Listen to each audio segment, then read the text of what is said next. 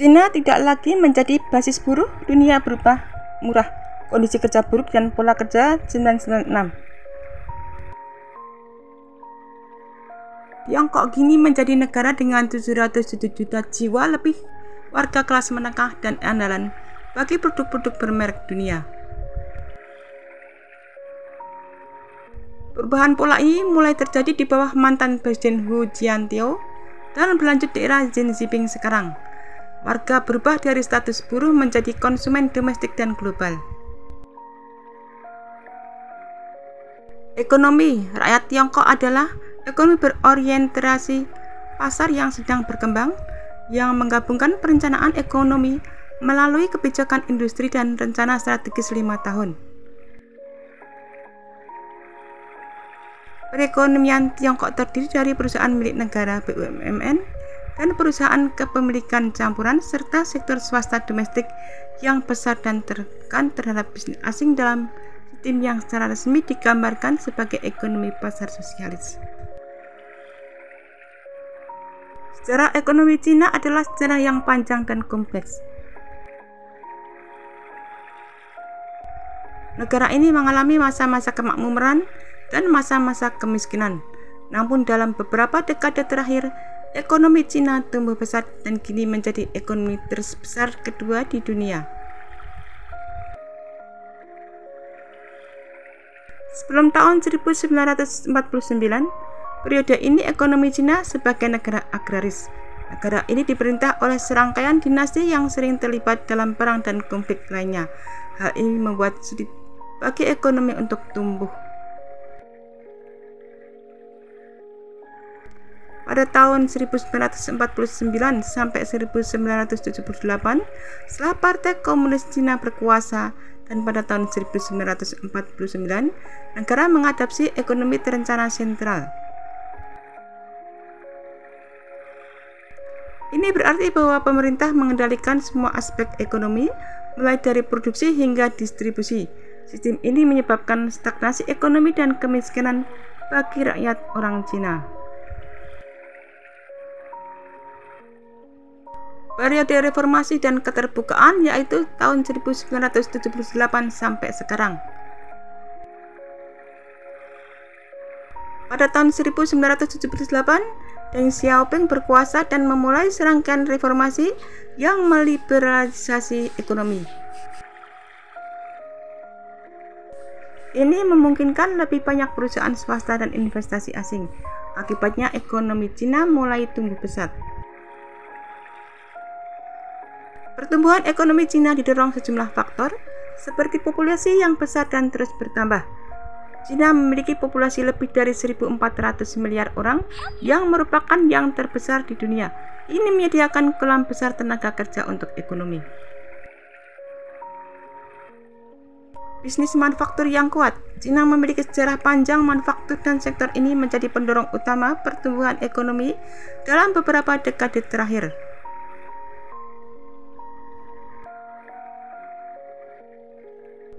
Investasi di infrastruktur. Pemerintah Cina berinvestasi besar-besaran di infrastruktur seperti jalan, rel kereta api, dan bandara.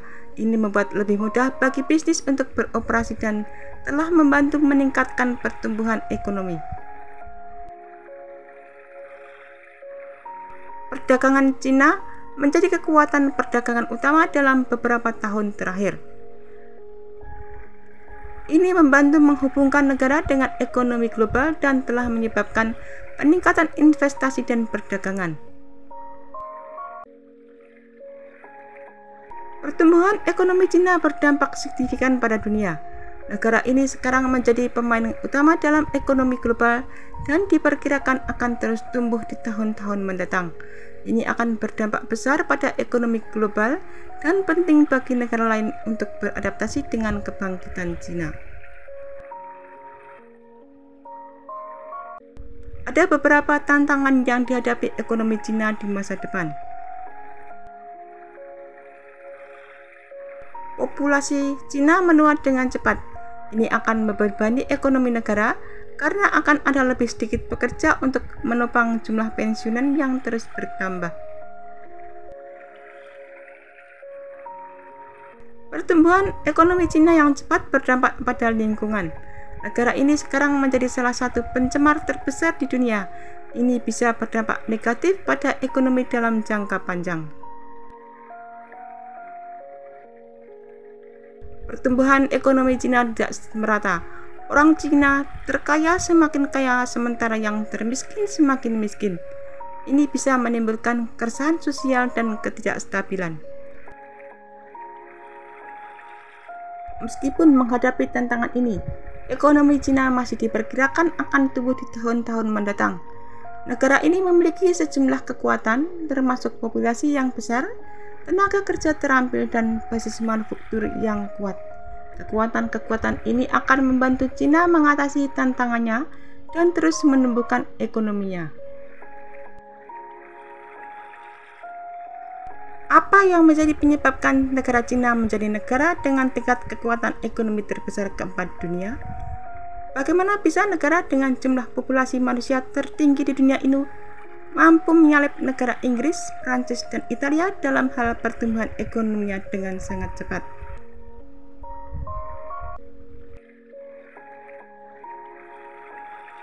Selama 40 tahun terakhir, Cina telah berhasil membangun ekonominya.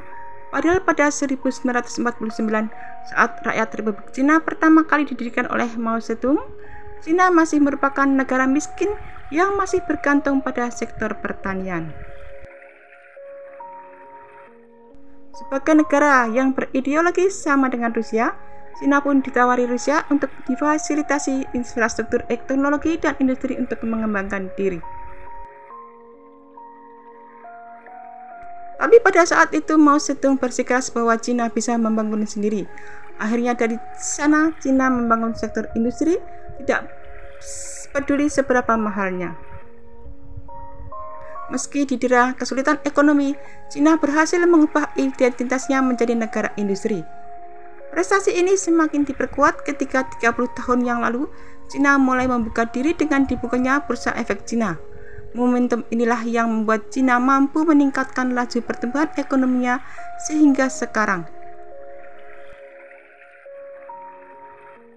Dalam semua sektor industri, Cina mengimpor bahan mentah dari beberapa negara, kemudian diolah menjadi produk lalu diekspor kembali. Cepatnya laju pertumbuhan di negara Cina juga disebabkan tingginya tingkat kompetisi yang dilakukan. Kompetisi ini bukan hanya antara masyarakat Cina, tetapi juga dengan orang asing. Saat ini banyak orang asing, semisal dari Eropa dan Amerika, yang sedang belajar bahasa Mandarin di Cina. Mereka belajar bahasa Cina karena mereka harus tahu seperti apa Cina itu dan bagaimana bahasa dan budayanya. Banyaknya orang asing yang belajar ke Cina juga didukung oleh banyak infrastruktur pendidikan. Saat ini lebih dari 2.000 perguruan tinggi tersebar di Cina, sehingga memungkinkan banyak menampung mahasiswa yang bukan hanya dari dalam negeri, tetapi juga dari luar Cina. Ini juga didukung dengan infrastruktur perkotaan yang baik. Oleh karena itu, kunci utama suksesnya invasi bisnis yang dilakukan Cina adalah mempelajari budaya di negara yang dijadikan pasar. Hal ini diterapkan oleh Cina. Saat ini perusahaan telah bekerja sama dengan PLN untuk mengaplikasikan beberapa power plant di Cilacap, Merak, Aceh, Bangka Belitung, dan kota lainnya di Indonesia. Tidak bisa dipungkiri bahwa perekonomian Cina berkembang pesat. Berbagai produk negara tirai bambu ini nampaknya ada di mana-mana. Tidak hanya itu, barang buatan Cina selalu bisa lebih murah daripada produksi negara lain.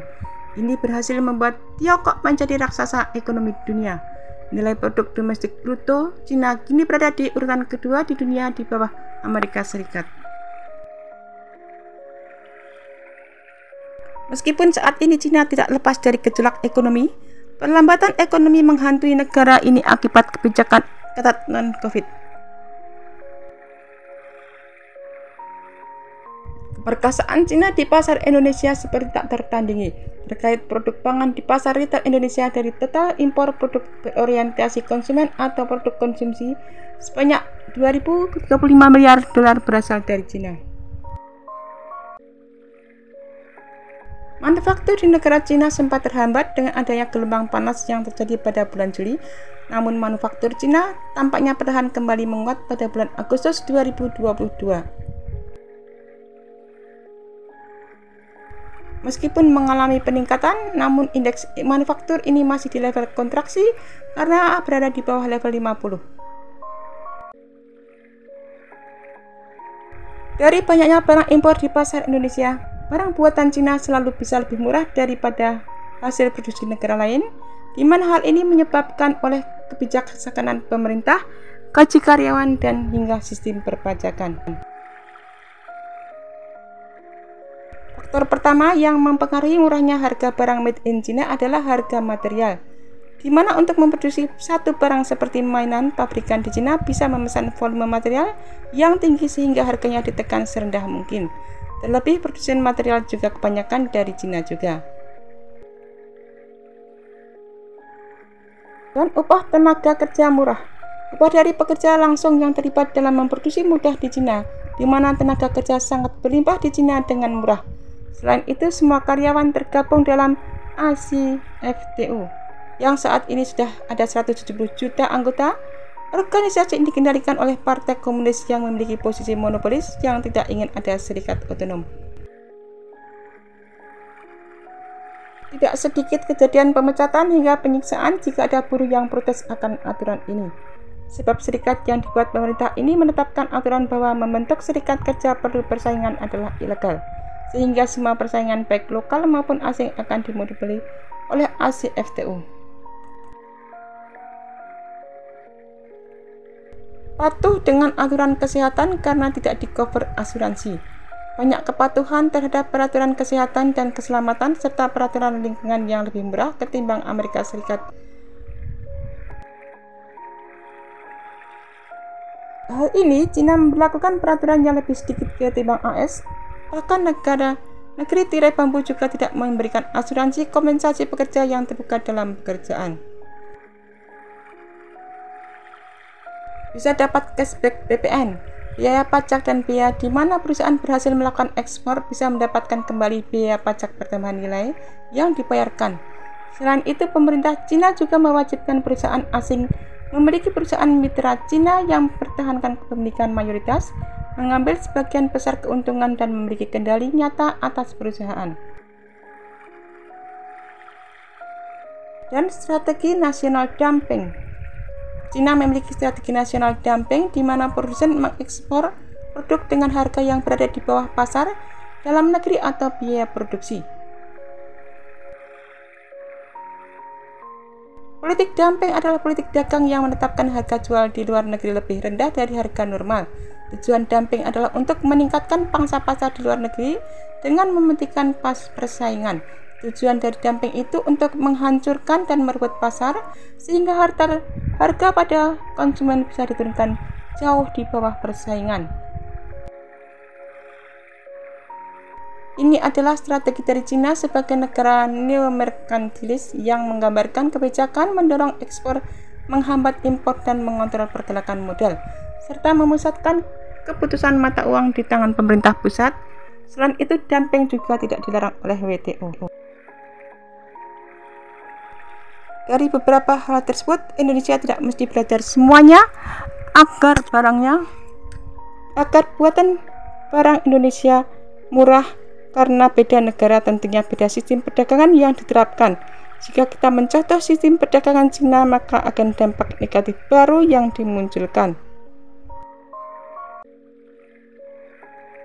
Namun ada satu hal yang menarik yang bisa Indonesia pelajari. Sistem model bisnis yang terintegrasi dan efisien bisa mengoptimalkan biaya produksi.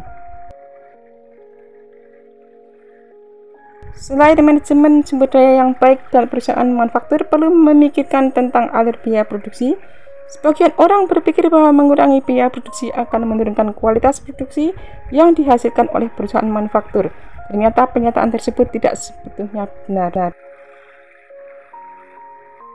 Indonesia memiliki perusahaan-perusahaan milik negara yang bergerak di berbagai sektor mulai dari finansial, industri hingga logistik. Jika semua BUMN ini dapat